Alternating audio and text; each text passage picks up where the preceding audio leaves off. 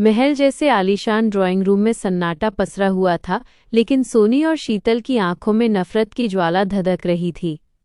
सोनी का चेहरा गुस्से से तमतमाया हुआ था। उसने अपनी उंगली शीतल की ओर तानते हुए कड़े शब्दों में चेतावनी दी। शीतल, आखिरी बार समझा रही हूं, मेरी बेटी और मेरे दामाद की जिंदगी से दूर हो जाओ। अगर तुमने फिर से उनके बीच आने की कोशिश की तो मुझसे बुरा कोई नहीं होगा, समझी तुम?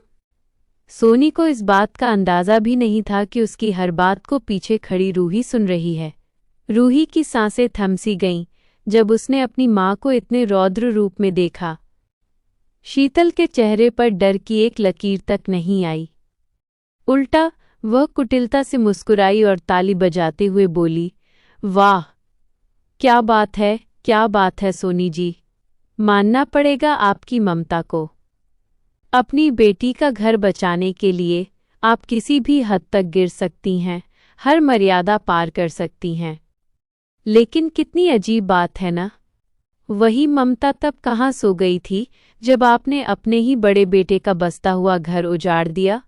अपनी बेटी को सुखी देखने के लिए आपने अपने बेटे की खुशियों की बलि चढ़ा दी। शीतल के इन शब्दों ने सोनी के पैरों तले से जमीन खिसका दी। उसकी आवाज़ जो अभी गरज रही थी, अचानक लड़खड़ा गई। सोनी का चेहरा पीला पड़ गया और उसकी जुबान जैसे सिल गई। वहीं पीछे खड़ी रूही के होश उड़ गए। उसे अपनी कानों पर यकीन नहीं हो रहा था।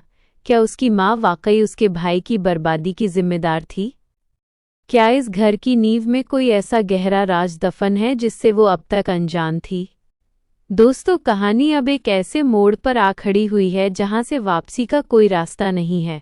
क्या सोनी का वो भयानक सच सबके सामने आ पाएगा जिसने कई जिंदगियों को तबाह कर दिया?